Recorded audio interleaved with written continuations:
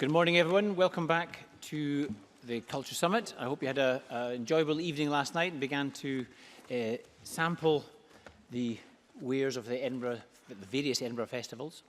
We're going to kick off this morning with a series of presentations, but we're going to start with a performance of our own. And I want to have great pleasure in introducing the director of the Aga Khan Music Initiative, Ferouz Nishanova, who will be accompanied by musicians Feraz Karestan and Basil Rajoub, who will perform a music piece. And if I could ask Ferouz to introduce the Aga Khan Initiative and her musicians.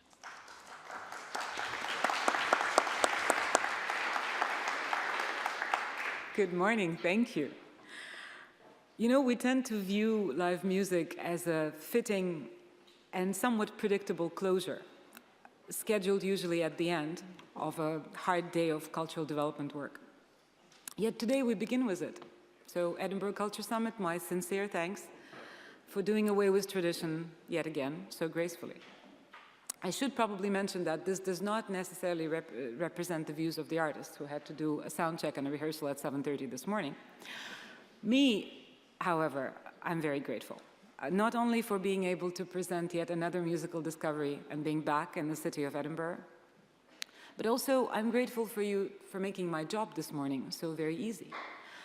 Usually I would kick off this by launching into a glorious tale about the work of the network that I serve, which has over the last 60 years been serving many countries all over the world and providing essential services and cultural, economic, and social development. I would speak to you about our commitment, about our approach to integrated cultural development, and many other elements that make the success necessary. Yet all I have to do is introduce the masters. And even that is not necessary because their work speaks usually very eloquently for itself. Yet it is important to note the process that led us to working with and supporting such talents. You see, in the fully formed opinion of today's world, what these artists do is impossible. The perception tells us that in the lands torn by conflict and war, there is no space for art and new creations. And the artists who come from different faith and backgrounds do not converse with one another, let alone create new music and new arts in each other's honor. Yet this is what they do every single day. These artists are among the master musicians of the Aga Khan Music Initiative, a collective of venerated composer, arrangers, and performers who create new music inspired by their own deep roots and their own cultural heritage from the Middle East, Mediterranean basin, West Africa, China, and Central Asia. These masters appear on the world's most prestigious stages, linking countries and continents, and present and past. And in doing so, they contribute very strongly to the Music Initiative's mission to invigorate cultural art and intellectual pluralism in all the nations which we serve. We serve the nations of the global East, where the role of music was never relegated to the one of mere entertainment. Instead, the practice of learning music and training of young musicians were means of attaining spiritual union, preserving and transmitting beliefs, customs, and moral values. Back then and today, the abiding desire of musicians from different cultures to seek artistic common ground remains a powerful and poignant symbol of our shared humanity. Time then to bring on stage today's storytellers, Basil Rajoub and Feraz Karestan. And while they come on stage, welcome, come on. It's the Parliament. Make haste.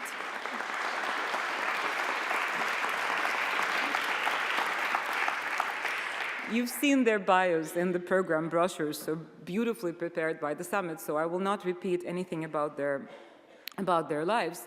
I will only say that in presenting their work, they illuminate one of the universe's most axiomatic rules, that the tradition in the hands of the masters is inexhaustible and serves as the inspiration for contemporary work today. In the hands of the master, that what is proclaimed impossible happens every day. Back in their role of storytellers, Basil and Feraz bring to you today 3 tales. The first one is titled Golden Waves, and it speaks of great loss, sacrifice, and black depth of pain and despair, and of the healing powers and imagination of light and sound. The second, Samai, shows that a musical form, often relegated to serve as a museum relic, can be made present and contemporary and intended for the hearts and ears of you today. Golden Waves and Samai.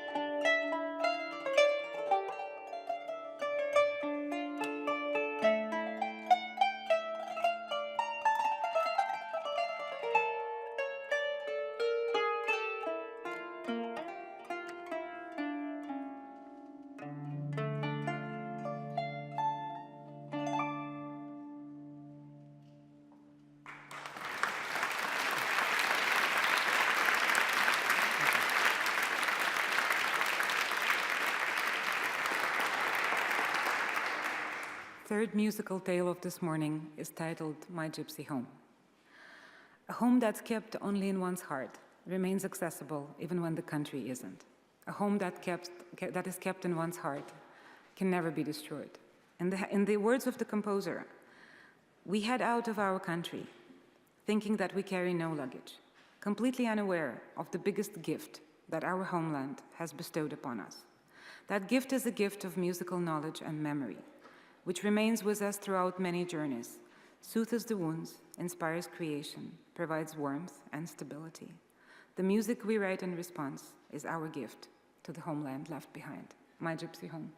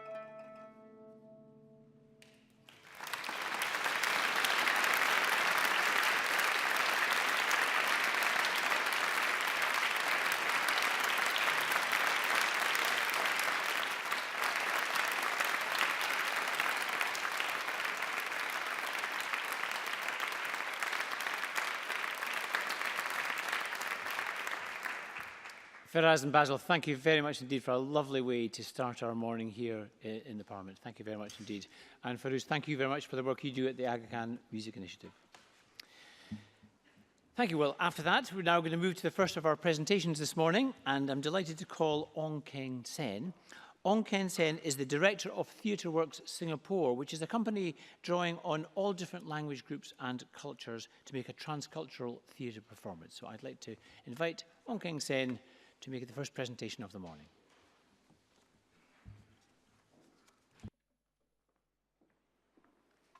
Thank you very much, Presiding Officer.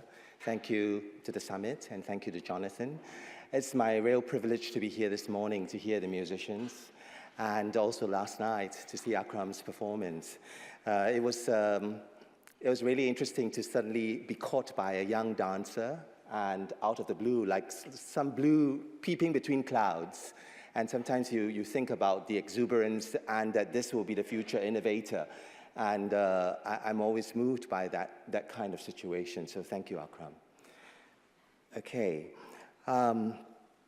Being born and raised in Singapore, I always felt there were other networks out there for me.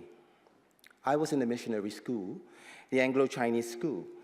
Its name already tells you its mission: to convert, hybridize, create Methodist Asians and British gentlemen in the little island of Singapore. I remember having chapel Mondays and morning prayers over the public announcement system. Then I would go back home to ancestral worship and Buddhist altars. My mother had baptized me to the Goddess of Mercy, and we were frequent visitors to the Waterloo Street Temple. She had arrived in Singapore at the age of 13, immediately after World War II. She had accompanied an elderly lady to get a free passage to Singapore, where she was searching for her brothers, my uncles, who were already setting up small businesses and trading in Singapore. She was match made to my father at the age of 19, and the rest, as they say, is history, except that my mother's networks became a part of mine in unexpected ways. I would convert from speaking English in school and converse with her in our mother tongue, a little-known dialect called Xinghua or Henghua. My mother's appetite for Mandarin cinema affected my siblings and I growing up. We saw many a sword-fighting movie produced by the Shaw Brothers Studio in Hong Kong. Her love for street Chinese opera brought me to my first theater. I wandered in this theater, watching the actors apply their thick makeup and elaborate hair pieces backstage, open for all to see. I played below the stilt stage and saw the actors fidget in the offstage wings before launching into military battles on stage. The theater of temple festivities and the performances of shamans or mediums became both terrifying and mesmerizing to me. I remember being slapped by the gods through a medium. His blow to my shoulder was so strong that I burst into tears, alarming my mother that I was perhaps possessed by evil spirits. In a sense, all this was subaltern to the mainstream experience of a good English language education in the Western Singapore model. Before Shakespeare and Thomas More in A Man for All Seasons, plays which I studied at 14 years old, I was already in another culture network. People might think it's schizophrenic today to move between the New Testament and Buddhism, but there was a strong porosity in all these experiences when you are 5 to 10 years old. What I didn't realize then was that I was crossing borders very fluidly and effortlessly. My search for the other networks which I felt I belonged to brought me to traditional theaters all over Asia.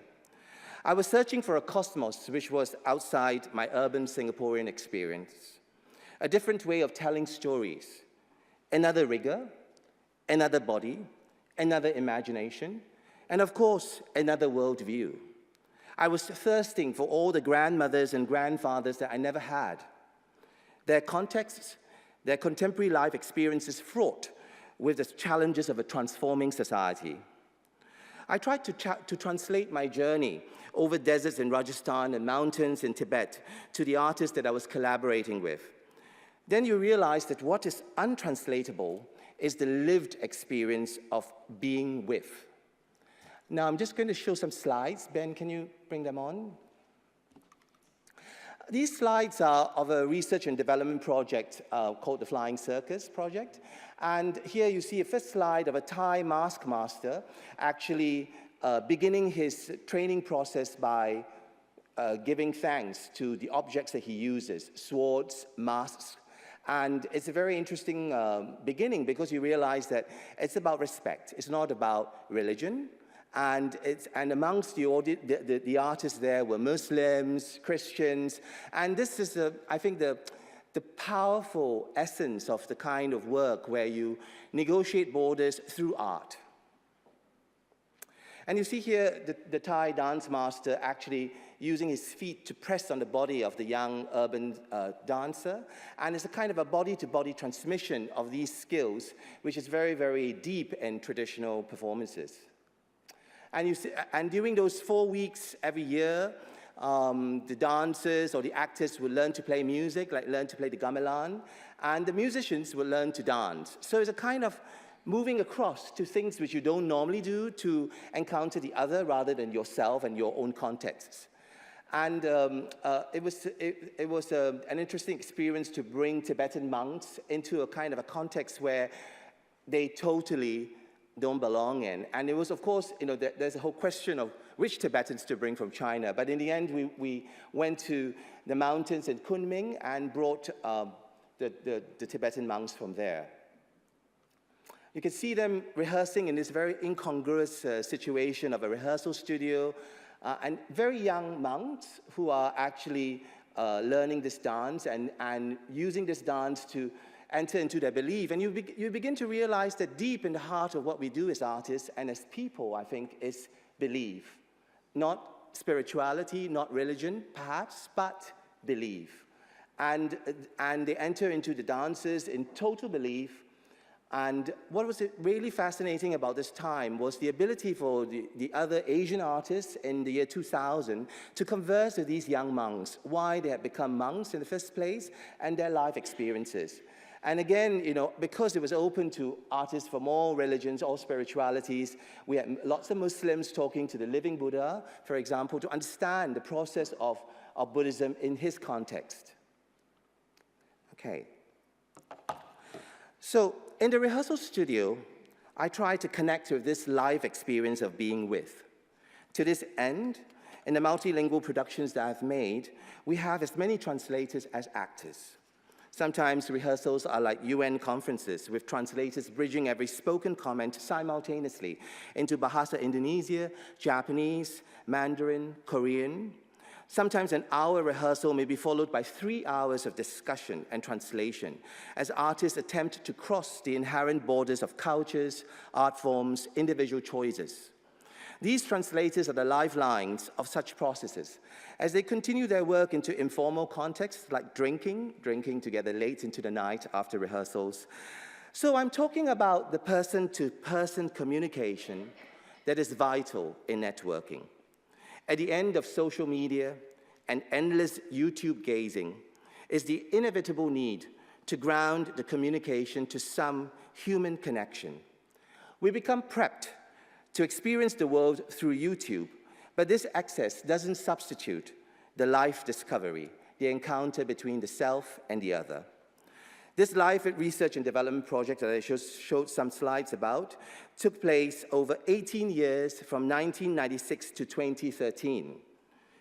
The Flying Circus Project, as it's called, began with a geographical survey of Asia, its traditional art practices brought into the rehearsal studio, and culminated with the need to be inside the local context. So the project, the Flying Circus Project, became an international nomadic residency with a caravan of artists, writers, thinkers traveling to meet the grassroots public intellectuals, activists, and journalists on the local site. Looking over the 8 editions which took place, I realized that it was a different value system, which displaced the efficient paradigm of performance indicators and cost recovery ratios. Each Flying Circus project was a handmade experience, which encouraged the individuals to encounter difference, to choose empathy, and to reflect on their personal contexts. The last edition was set in Myanmar, and the preparatory process took 3 years to tailor the project for 31 individuals hailing from Los Angeles to Johannesburg to Helsinki to Sydney. And in the meantime, Aung San Suu Kyi entered the Myanmar parliament, and the handmade process over 3 years required an investment in Myanmar curators, as well as local projects such as pop-up museums, traveling film festivals, reconciliation processes dealing with trauma and healing. The mobile international artists were balanced with an alternative university of Myanmar youths who met their grassroots public intellectuals for the first time, those who were transforming monastery education, political cartoonists, jailed journalists, digital documentary makers, and environmental activists. Directly, and often for the first time, even though they were all local to the site, they had never met before. These localized individuals resulted in a reclamation of public space by the Myanmar individuals. The international artists were in a way displaced to become backbenchers as we experienced their actions.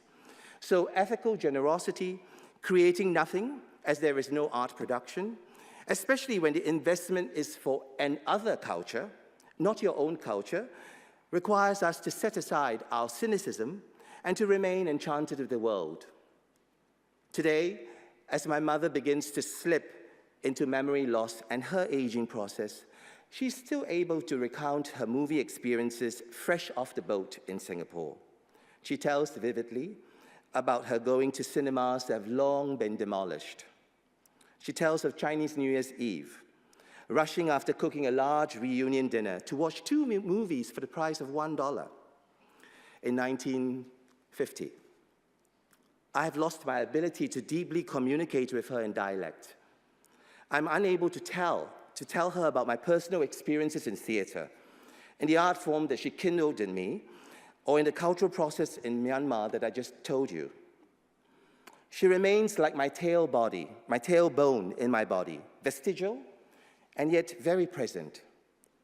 When I rest hard suddenly on this tailbone, I'm reminded that I once came from somewhere else. Thank you.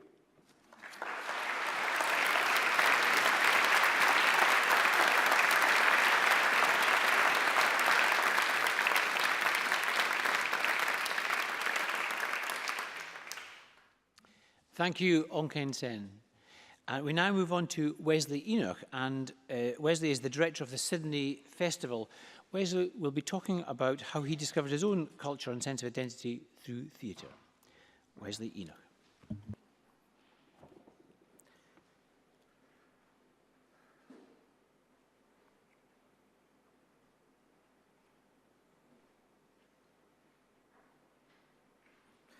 Garing in the name, Jojo Mumarongo, Garing in the name, Garing in the name, Jojo Mumarongo, Garing in the name, Jojo Mumarongo, Garing in the name, Jojo Mumarongo, I am a maranga.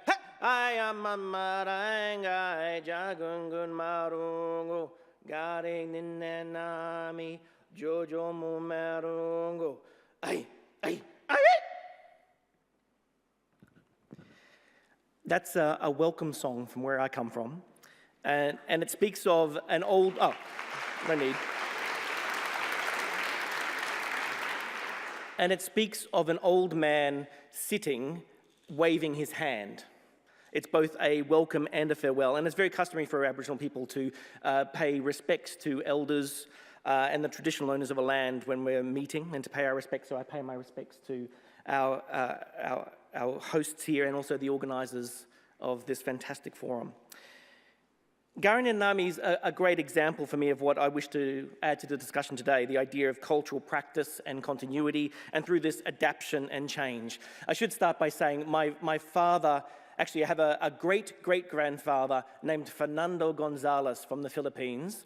I have another great-great-grandfather named Fadhiaki from Rotomar Island in the South Pacific. I have a number of different Aboriginal clans. I have a Danish great-grandmother and a Spanish great-grandfather who met on a boat coming out to Australia after World War I. I am a mix of all these things, but today I talk about my Aboriginal heritage and where I come from there. Because there's proven material evidence of over 60,000 years of cultural occupation of the continent of Australia. Aboriginal Australians are considered amongst the oldest continuous living cultures in the world, which is incredibly hard to believe when you think of the recent history of dispossession and extermination and disease and legislative denial and other byproducts of the great European colonial project. In 1835, almost 50 years after the start of British rule in Australia, the continent was declared terra nullius by the Governor of the time of New South Wales, General Sir Richard Burke, hence proclaiming that Aboriginal people and their continual occupancy of the lands and waters did not exist. There were three options, one being that the lands were ceded territories through conquest, number two, that they were negotiated occupation through treaty, or number three, that, and this was the preferred route, that Aboriginal people did not exist there at all. This proclamation has then precipitated a lack of a whole range of things. Constitutional recognition for Aboriginal peoples in Australia. In 1901, when we became a country, couldn't recognise a people that didn't exist. And the fact that Aboriginal Australians were not freely counted on the census until 1967. Before then, we were governed under certain laws under the Flora and Fauna Acts of different states. We had to face official policies of removing children, forbidden to speak languages and dances and hunt, and had to survive on government rations. In most cases, couldn't vote, and of course couldn't enter into formal legal structures like land purchase or marriage or registration, let alone any kind of treaty. It wasn't until 1993, 25 years this year, that the legal fiction of terra nullius was formally overturned. I say this not as a guilt trip or an apportion of blame, but to highlight the resilience of a culture that through 230 years of this denial has been able to deliver to me and my family down through the ages a timeless song about an old man welcoming in a stranger. That through a continuity of language, of song and dance, I have access to millennia of culture.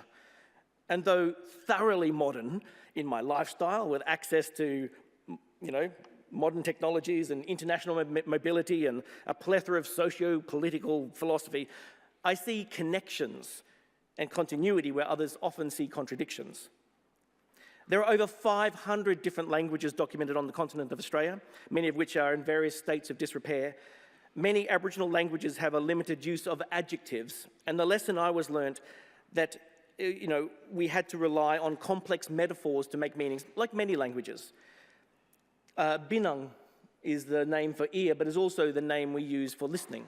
It is a thing, it is an object. Or you are binangunj, your ear is full of dirt, so that you are no longer listening. In the same way, if you're a woman and that woman is tall, that woman is a tree. The more understanding you have of the environment around you, the more networked you are into Mother Nature, the more complex and more expression you can give to your language. Deep knowledge of landscape provides meaning in the world. My cousin named his child Kajal, which means in our language, the first spring leaf. He gave him this name as a way of connecting to that time of year in spring, September for us, and in the trees, and building for my young cousin this connection to the world, an investment. Unlike Kajal, I am Wesley James Enoch. Wesley after the Methodist ministers, James after the apostle, and Enoch comes from Genesis 26 and given to my family by missionaries. I think they knew what they wanted me to connect to then. Our need to protect the environment is symbiotic to our need to communicate. Destroy the natural world, you destroy the complexity of interaction. Have no knowledge of landscape, you are destined to only speak like a child. There is a network of interdependence. And so it is with song and dance. And you tell the story of a landscape as a way of networking the experience of the people living in it. This is age-old and continuing, and many of you will know this. But it is a constant negotiation and evolution between the storyteller and the story listener. We often think of the term traditional as antithetical to contemporary, but this is not the case. Traditional being a practice that is mostly intergenerationally passed down, and contemporary meaning a time frame or of the present day. Thus, you can easily have a contemporary tradition or a tradition that manifests itself in the modern era. Tradition lives all around us, and it is anachronistic to believe that modernity extinguishes what has gone before. I worked on a theatre show of The Tempest where Ariel, Caliban, and the spirits of the island were played by Aboriginal and Torres Strait Islander people. The premise being that in 1611, Shakespeare was writing about the wild shipwrecks and the magical otherness of the new colonies.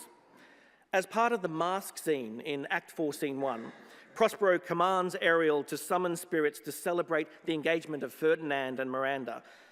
In our production, a group of Aboriginal dancers came and raised the spirits in a ceremonial dance that prepared the space for a series of dances to occur. These dances get interrupted by Prospero when he starts suddenly, as Shakespeare writes, and dismisses the spirits. What followed was a complex set of negotiations where the dancers understood the theatrical language and the character of Prospero and his motivations, but were concerned because they had raised the spirits and they needed to do another dance to place the spirits back in the ground. This was a huge issue, for if left unchecked, it would endanger the audience and those on the stage if the spirits were not dealt with correctly. It was decided that the dancers would have to complete the ritual and at the end of the performance would stand on the side of the stage and sing the completion song, so the audience did not inadvertently take the spirits with them as they left. This morphed into a practice of returning to the dressing rooms where they would see the stage and the departing audience on the television monitors, and it was there that they would sing their final song. When the musical director heard this, he suggested he could mic them so that the song could be heard in the auditorium as the audience departed. And in the end, the dance group negotiated with their elders that they could be recorded and play through the speakers in the auditorium, triggered by the stage manager, and they could shower and proceed home. That song was Garrid in an Army, both a welcome and a farewell song. For me, this illustrates the continuum of culture. A cultural practice is seen to evolve through the use of technologies and manifest itself in both a theatrically interesting and culturally appropriate way, using technologies not through the denial of the past, but the acceptance of our future. Ancient cultures are adaptive and dynamic. A static museum sense of ancient cultures disempowers the modern practitioners and disallows the connection to landscape. I believe in our increasingly networked world, we must understand our environment better, protect and evolve the language of place, and actively practice the negotiation with modernity. Thank you.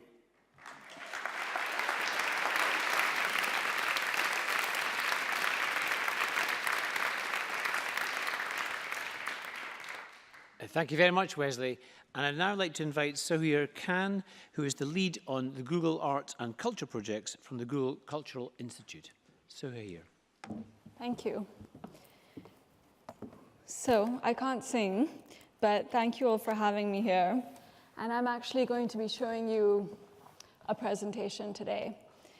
So, let me preface by saying, as Wesley mentioned, technology now is important, it is immersive, it's part of all of our lives, but nothing is going to replace the experience of listening to Basil and Faraz here today or going to one of Akram's performances.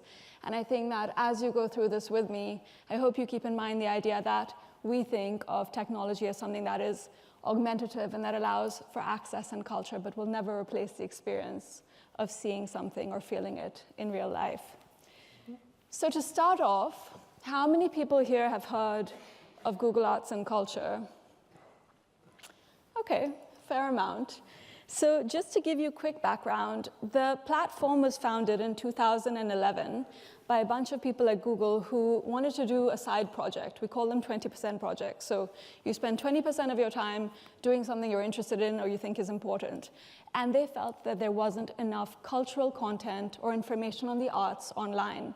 At the time, whatever you found in terms of artworks was very low resolution. There were watermarks on paintings. It was before everyone had selfies.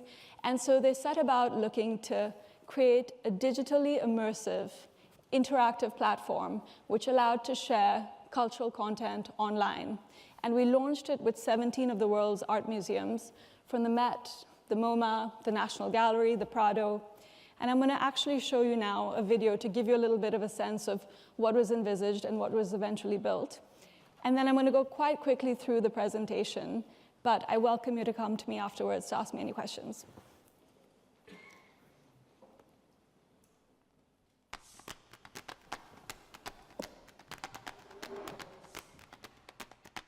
Inspiration is spread around the globe,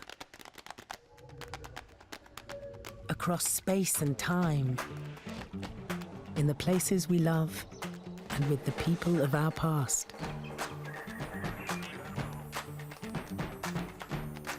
Art has changed the way we see the world and the way we see each other.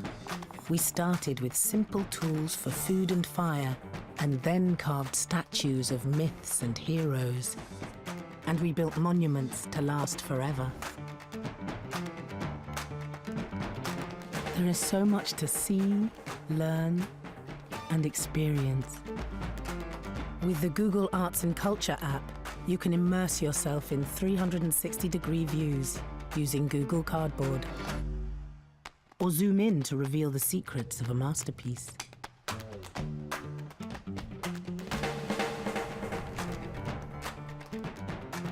Discover inspirational moments, iconic people, and artistic wonders.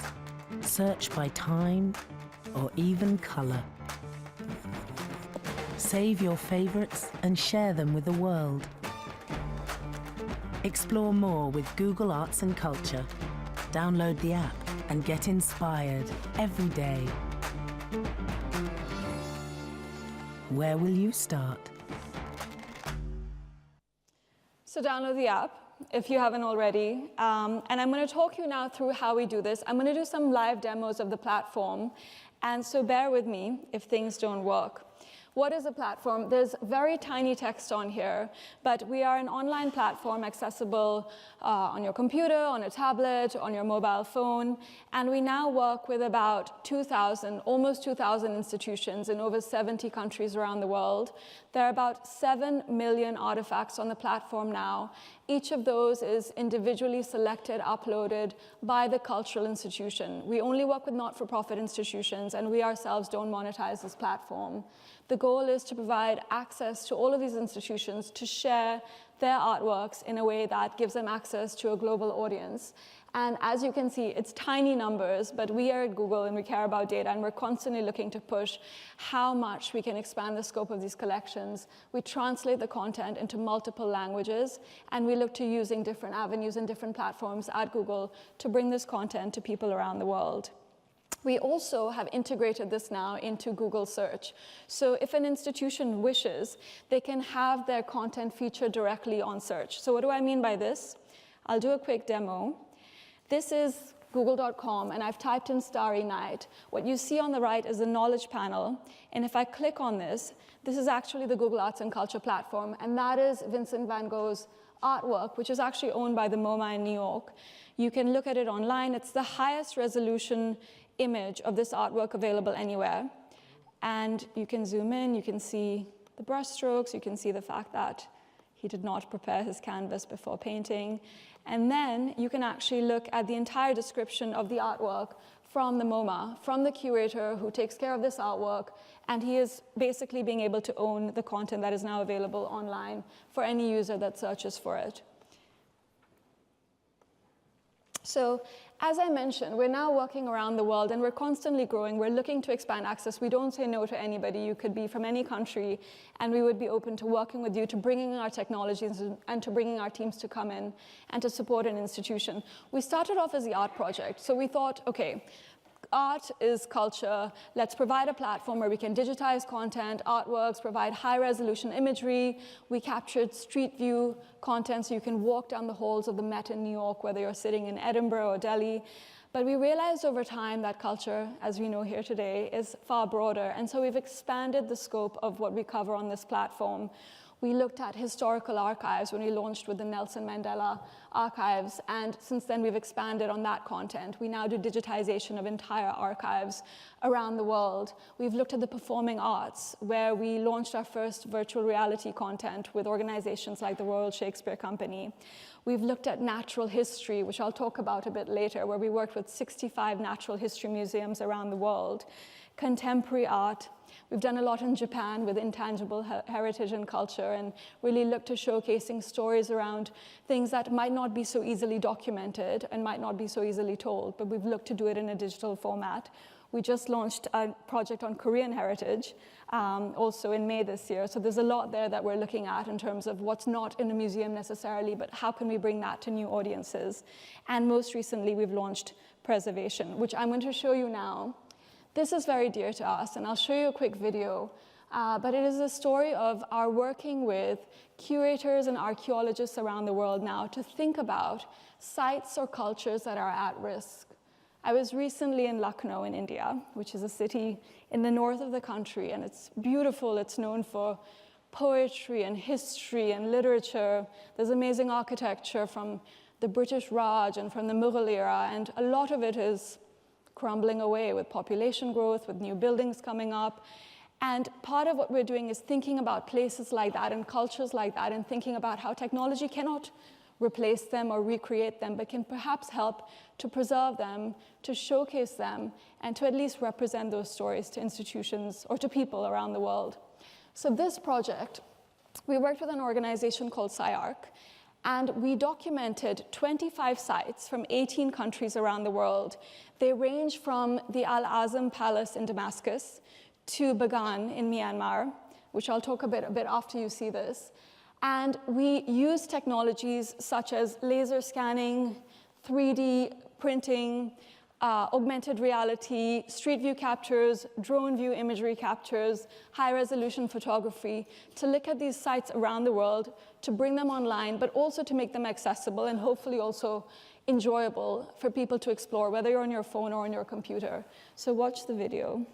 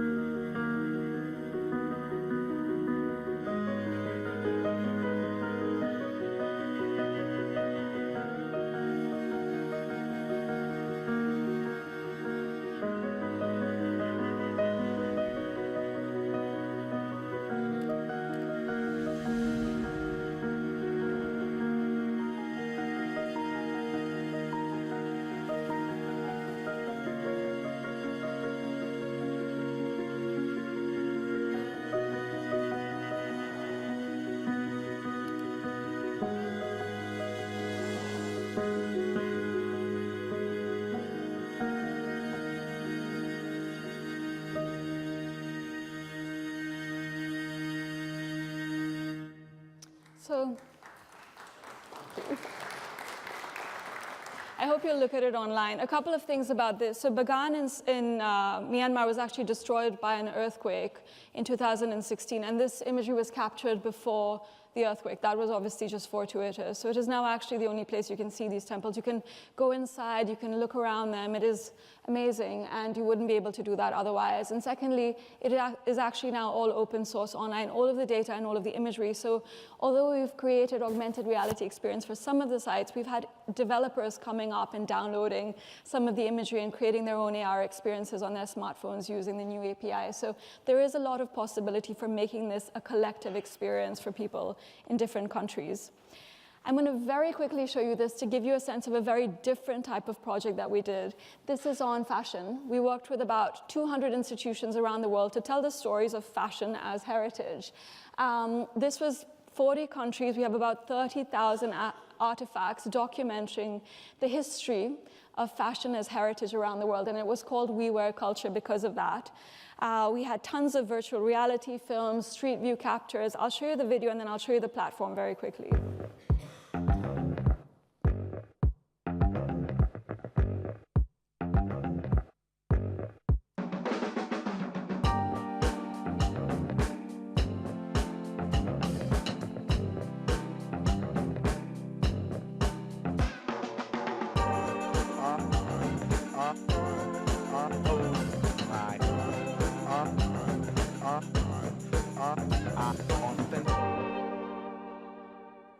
different vibe. And this is actually what the website looks like. It was called We Wear Culture. These are all of the institutions that we work with.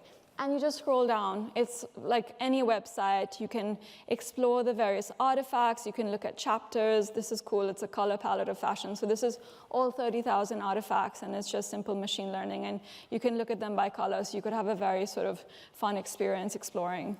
What is that? That's the Art Deco Museum in Paris. So you can actually just go through it and have a fun experience exploring. It's set up in chapters, so you can look here. This is the icons, and it's the first time you'll see organizations like the Met sitting next to the Balenciaga Museum. There's the Fondazione Pitti, and they're all sitting together around thematic areas. So we're thinking of this as it is a global exhibition, and it's bringing together institutions in unique ways, and it has been quite fun for curators at these institutions to think about how their collections and their stories can be showcased in different ways. So again, I encourage you, if you can, to go online and to take a look. This is a natural history project, which I will not show you, but take a look at it. We recently did a physical installation at the National Gallery in London around their Monet exhibition, where we looked at the idea of Monet and his inspiration with place, and we used Google Earth to do that. It is also online, so you can see it on your phones, but the idea is let's go in real life or in real time to what a place looks like today and think about how Monet saw it and how he came up with that artwork. So that one, the Thames below Westminster, we found a street view capture from someone on a boat in the middle of the Thames. So that is somehow how Monet had placed himself when he was looking at it. So it's a fun experience. So what do? We digitize, we provide high-resolution photography, we capture with Street View, we think about how you can bring your collection online, we do archive documentation, we provide a platform for institutions to share their work. Again, they own it, and they tell the stories around it, and it is on multiple platforms. This is an example, which I was not going to show you, but I'll show you because it is quite cool. This is St. Paul's Cathedral. How many people here have been there? Okay, so the ceiling is about 85 meters from the ground. So to give you an example of the photography that we do, if you zoom in, looking at this, I mean, you can be an artist, you can be whatever, but it gives you a very different sense. These are the mosaics that have been used, and you zoom out and you see that you would need to be sort of standing next to the ceiling to see that in real life. So that is an example of the technologies that we provide. That's the Street View tracker. You see the little one there. That's designed just for museums. It has lots of breaks, and it's very narrow, so curators don't get worried. And that's the CMS, which you can look at. And then, of course, we have a lab. This is in Paris. Everybody, let me know if you'd like to come. Send me an email. You're welcome to come in to visit. This is where we think about collaborations between art and technology in a more experimental way. We have a team of coders who are constantly working on things like machine learning. We're now thinking a lot obviously about augmented reality. We have artist residencies, and we're working on experimental projects all of the time.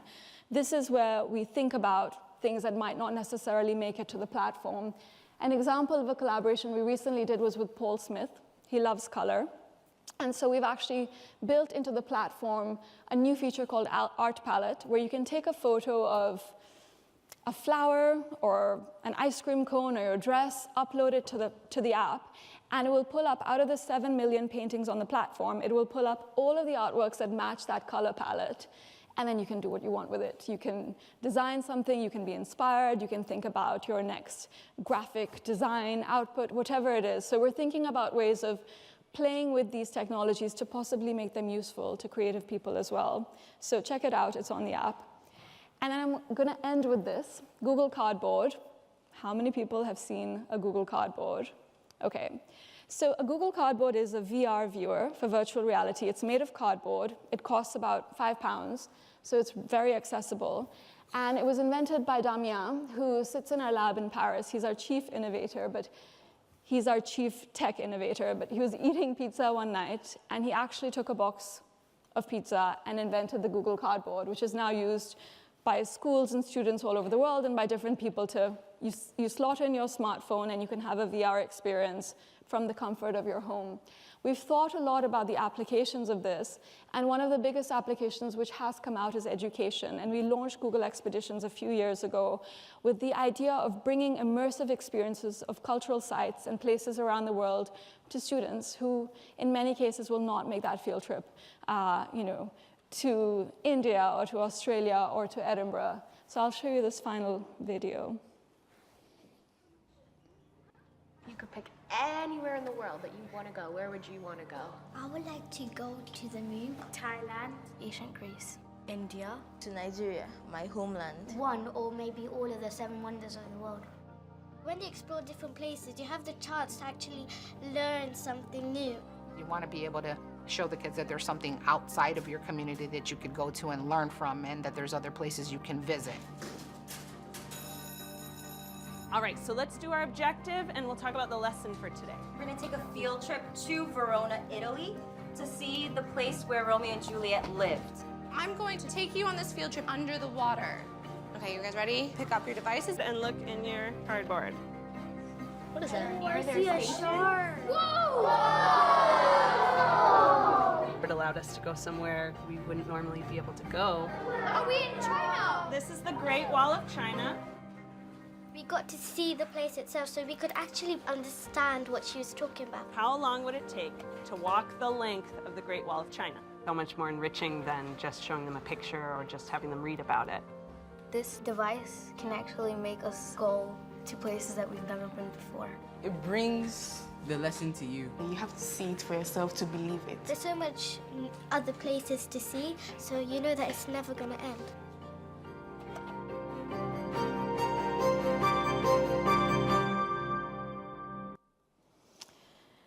Okay, well, I've gone way over time, so thank you very much, and feel free to come to me later if you have questions.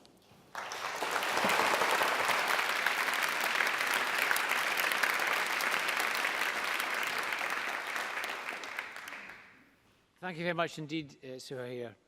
And we are indeed a little bit behind time, but I'm delighted to call on our next guest. I think most, if not all of us, had the delight of seeing the performance of Karimati in the forecourt of Holyrood Palace last night, and it was absolutely a delight for all of us. I'm also delighted to welcome today Akram Khan, the designer of that performance, who's going to be in conversation with Sir Jonathan Mills. Akram Khan and Jonathan Mills.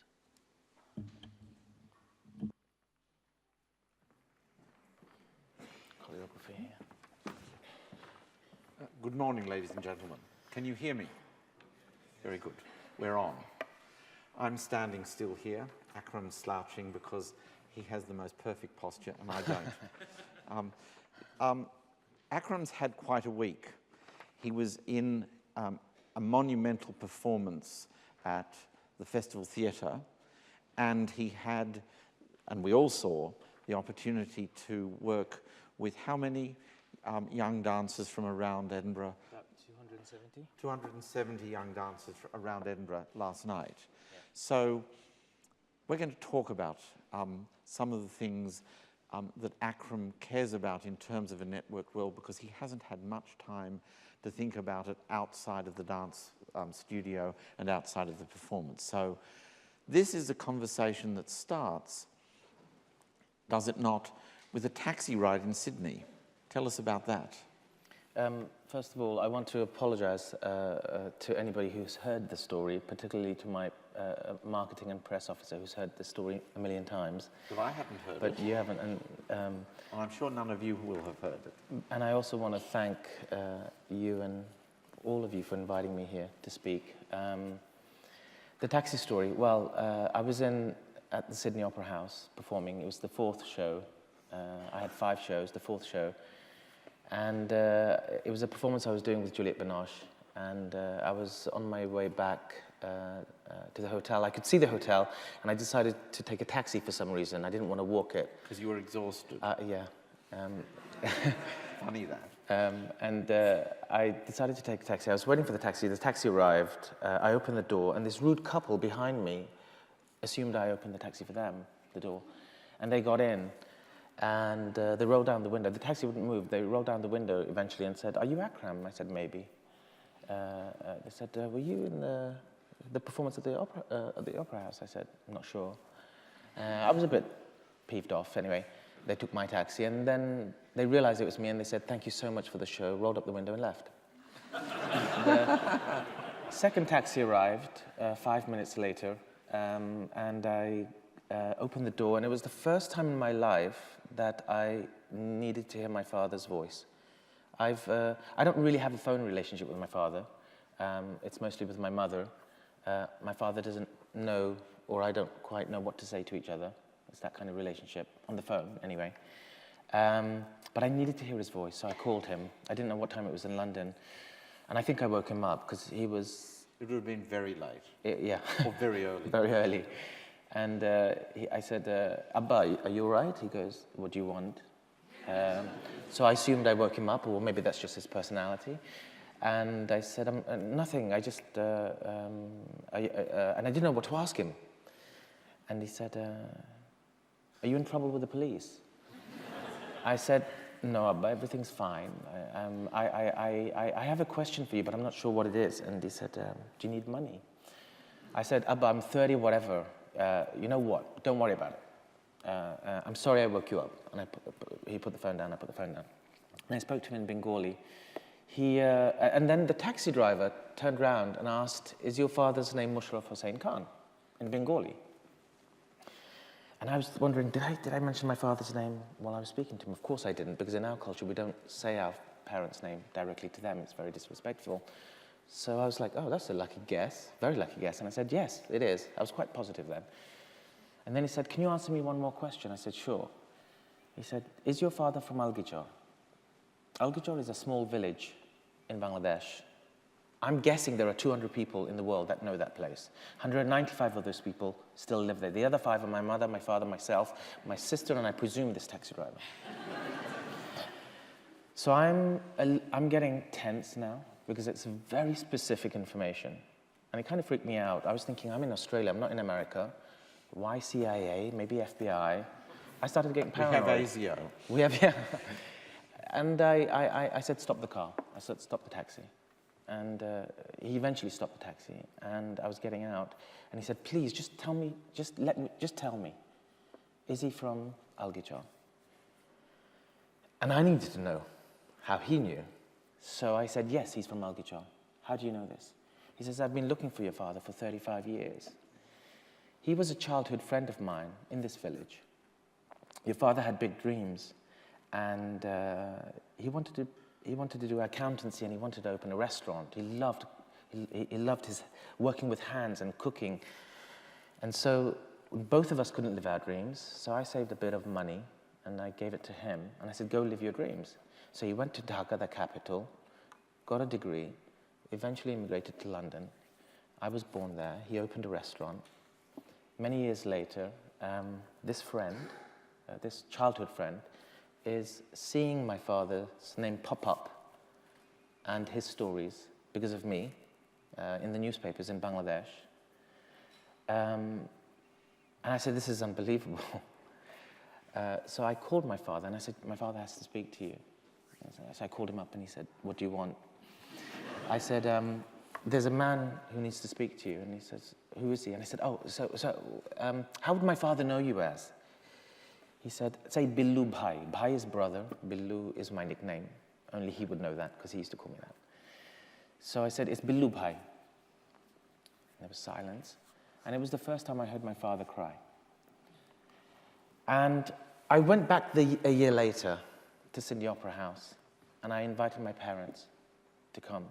And within that year, I was trying to find all the logical, technological reasons of why that connection was made.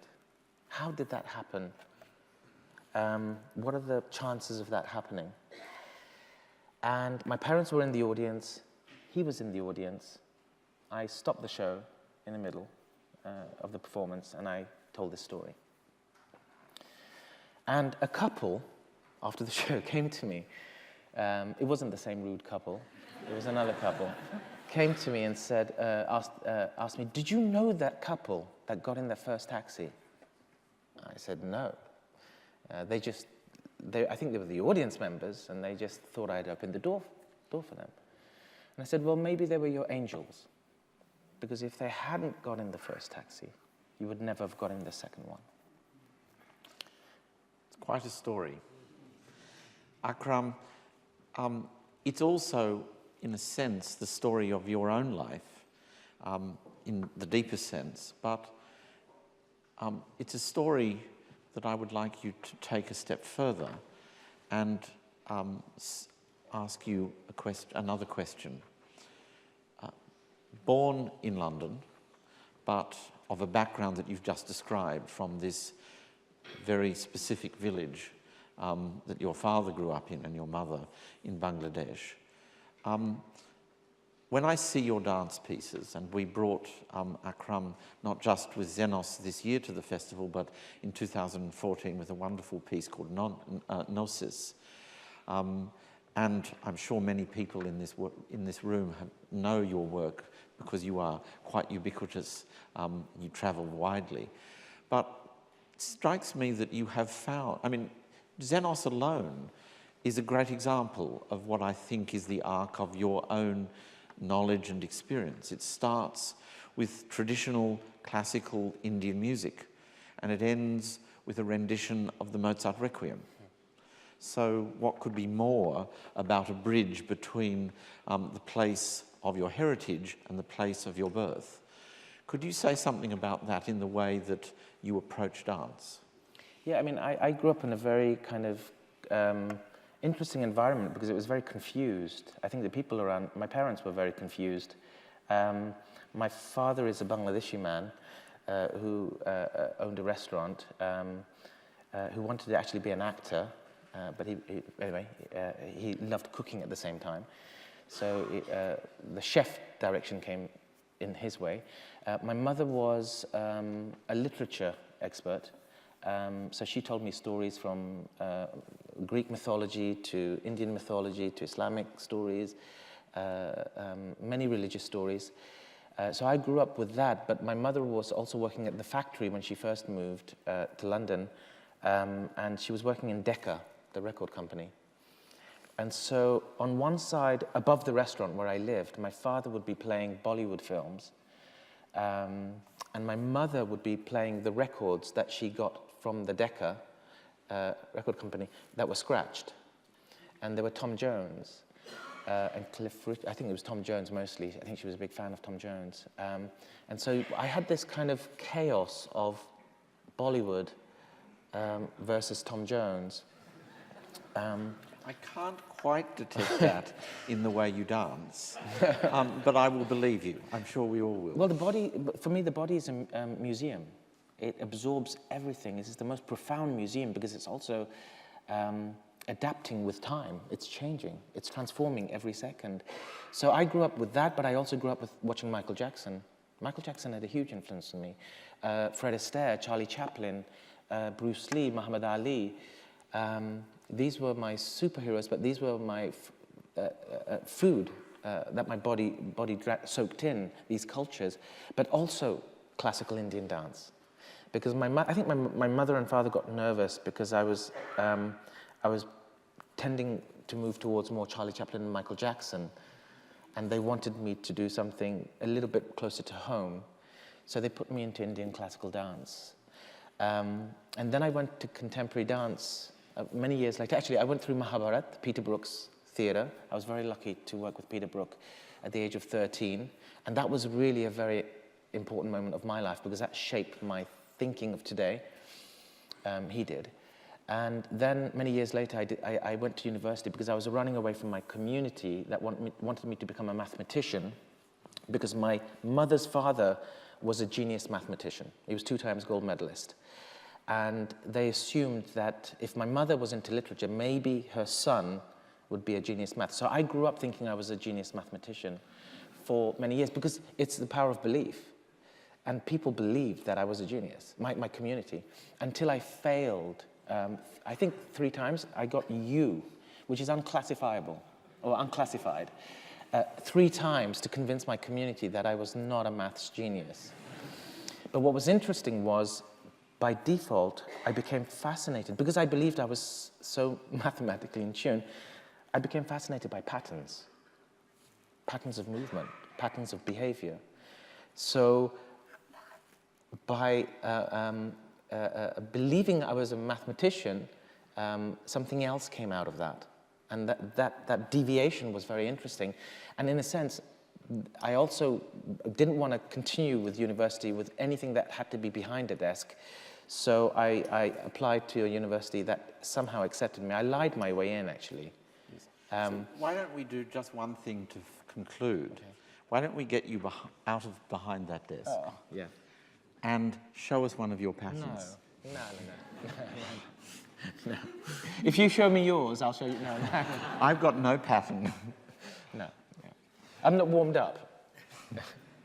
Anyway, Akram, thank you for all the work you've done at this festival. Thank you for sharing these very personal stories with us.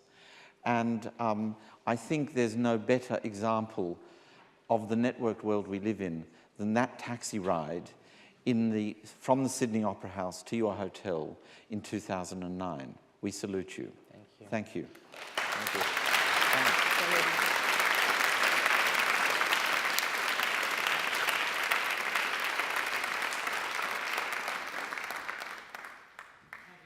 Thank you very much, both Akram and Jonathan there.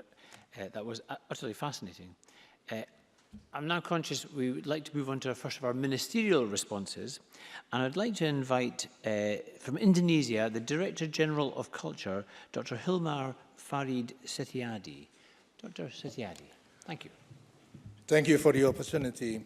Let me start with the speakers yesterday who have eloquently explained how the seismic power of technology, concentration on one hand and distribution on the other, changes institutions by turning them apart and forcing them to redefine their existence and position. This creative destruction costs a lot in economic, social, and political terms, and in some contexts resulted in upheavals. It challenges social and political orders across nations and forces us to rethink fundamentals, ideas of humanity and society that we have taken for granted. Connection is about building bridges and channels, and we have heard about how digital technology facilitates that. But the question is, do these opportunities to connect through digital technology immediately translate into the formation of bonds? In fact, we see more and more how we are reduced as individual users in this network world. We have become individualized without truly becoming individuals, in the words of Zygmunt Bauman, a renowned sociologist of modernity. So the question then is how to realize these potentials of connecting into meaningful connections. Different qualities are needed here: innovation, creativity, but more importantly, as discussed by Ong Keng Sen in his presentation, is the will to connect. Arts and culture is certainly instrumental in encouraging the will to connect. I come from Indonesia, a mega diverse country, where connecting is almost a given condition, with 17,000 islands, no less than 600 languages, and more than 1,000 ethnic groups, with influences from different parts of the world throughout the last 2 millennia. It is truly an intersection of cultures. Cultural policy in Indonesia from the beginning has always been about how do we manage this enormous diversity. For decades, the approach was one of protectionism, to preserve cultural heritage and cultural values, to support the arts, and so on. In the past, it was centralized, which had huge costs, financial, social, and political. The new approach now is one of advancement, where cultural preservation is directly linked to development, innovation, creativity, and the ethos is one of sharing, collaboration, and cooperation. Here, I'd like to share a new initiative that we have started in Indonesia, which directly speaks to the wonderful panel that we have heard earlier today. It is an attempt to strengthen the connections between communities in the spirit of advancing culture. It is spread in more than 60 cities, and it is growing. So while before we focused more on promoting traditional cultural expressions separated from contemporary practices. On this platform, we encourage the connections between the two. While before cultural festivals have been about celebrating, on this platform we encourage people to address contemporary issues as well, like fear, anxiety, pain. And the idea is not one of celebrating diversity only, but also to find avenues through which we would be able to transform the diverse experiences and feelings into practices of solidarity, respect, and peace, which would result in a strong will and need to connect. New but rooted at the same time. It is still too early to say where this is going, but there is an interesting quote that I take from the Nigerian novelist Chinua Achebe that came to mind when I heard the beautiful performance from Feras Charestan and Basil Rajub. Reflecting on jazz, Chinua Achebe said, I quote, "But in any case, did not the black people in America, deprived of their own musical instruments, take the trumpet and the trombone," and we could add oboe here, "and blow them as they had never been blown before, as indeed they were not designed to be blown? And the result, was it not jazz?" Is anyone going to say that this was a loss to the world, or that those first Negro slaves who began to play around with the discarded instrument of their masters should have played waltzes and foxtrots? No.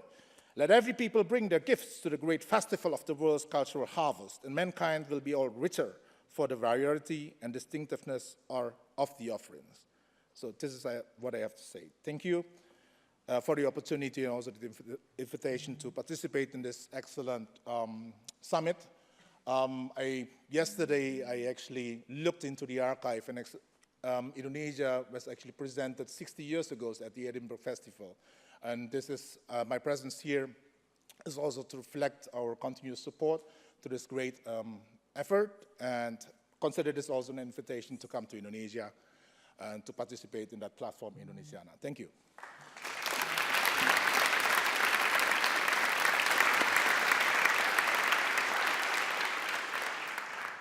Thank you, Dr. Setiadi, and we're delighted that you have joined us at the Culture Summit as well as at the festival. I should just mention to everyone that there's quite a discussion going on online, and if you wish to follow it, it's at the hashtag #EdCultureSummit. I think the dominant question or theme is, how do we feel, and the speakers may wish to address this, how do speakers feel about the impact of digital technology on the arts? Can I call our next speaker from Nigeria, Ms. Grace Gepke, Permanent Secretary of the Federal Ministry of Information and Culture. Thank you. Thank you very much, the presiding officer and delegates to this summit. Actually, I first of all apologize on behalf of the minister for his inability to be here.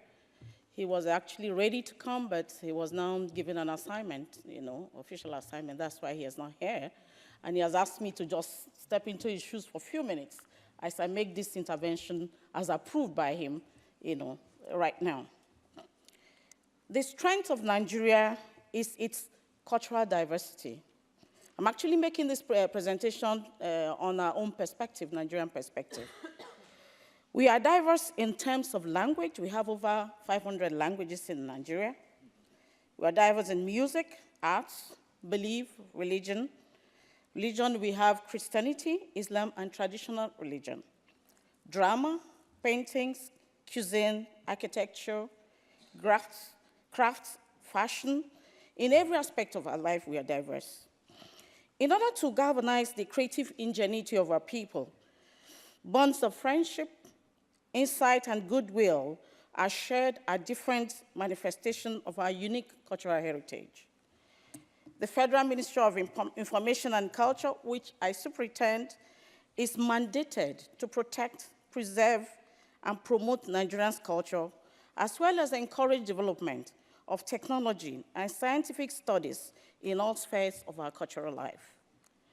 Nigeria reaches our diverse communities and also addresses significant disparities in the level of arts, cultural opportunities and engagement available to different communities through the 36 states of the Federation plus Federal Capital Territory, 774 local government areas, ministries, departments, and agencies. The private sector, faith-based organizations like churches and mosques, traditional institutions, 138 civil society organizations, cultural stakeholders, social media functional websites, and international partners. The best practices in improving attendance and accessibility for both members of the public and performance at cultural events include provision of enabling environment for cultural activities to thrive, provision of standard performance space, provision of adequate infrastructure and logistics, awareness creation through the media, various media platforms, the use of international standard-setting instruments on culture, e.g., example, bilateral and multilateral agreements, effective collaboration with development partners, especially in our country, we partner with British Council to do a lot of things. Effective, equitable, and fair sharing of national assets and resources in Nigeria is achieved through the 3 tiers of government, federal, state, and local government areas, as well as strict adherence to the federal character principles. Nigeria maximizes the value of technology and digital space to provide opportunities to citizens to experience and benefit from cultural and creative activities through the recent switchover to digital broadcasting, provision of adequate internet facilities, and enhancing the use and penetration of active 144 million mobile lines in Nigeria. Establishment of state-of-the-art public and private media organizations, seminars, workshops, and summits like what we are attending today. Nigeria protects and creates pathways for more artistic voices to collaborate in production of cultural expression by providing necessary platform for the 774 local governments to showcase their diverse cultural heritage through festivals, carnivals, exhibitions, community theaters, capacity building and skills acquisition, cultural education and exchanges, live theater, music shows, cultural NGOs and guilds, financial intervention to cultural practitioners. Some years back, 3 billion naira intervention fund was made available for the Nollywood industry, which is our movie industry. Technical and professional support to stakeholders. The challenges, in spite of all this, we have some challenges. The challenges actually facing policymakers in the foregoing areas include inadequate training and capacity building. Yes, we've been doing a lot of training, but we still need more for our stakeholders. Insufficient political will, inadequate up-to-date equipment, inadequate funds, poor remuneration and welfare packages for our stakeholders. However, inspiration in terms of transferable best practices can be drawn from living human treasures. The film industry, the music industry, publications, media, digital technology, development partners, Institute for Cultural Orientation. We have an institute that oriented our people on the cultural matters in Nigeria. We can learn from best policy and practice to build a robust cultural sector by domestication of our international standard setting instruments on culture such as the UNESCO conventions, the Charter on African Cultural Renaissance, as well as collaboration with, I've mentioned that before, British Council and other development partners. Organization and participation in local and international seminars, workshops, exchange of cultural workers and stakeholders, research and documentation. And finally, reciprocal participation in local and international cultural events. Thank you for your attention, and God bless you.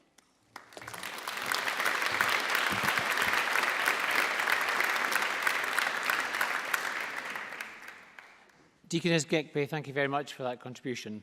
And I'm afraid we've only got time for one more contribution this morning from the Republic of Lithuania, the Minister of Culture, Liana Ruokit-Johnson.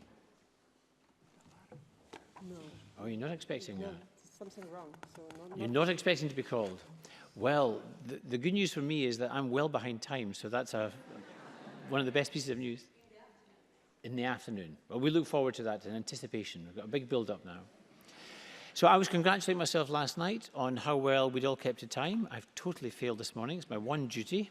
So can I just urge speakers and delegates, because this is a very participative event, I'd like to get as many delegates as possible, give them the opportunity to speak. So hopefully this afternoon and in the forthcoming plenaries we'll have that chance. I'm now going to hand over, if I can, to Joanne Kendall, who's just going to tell you where to go next and what the procedures are. Thank you very much.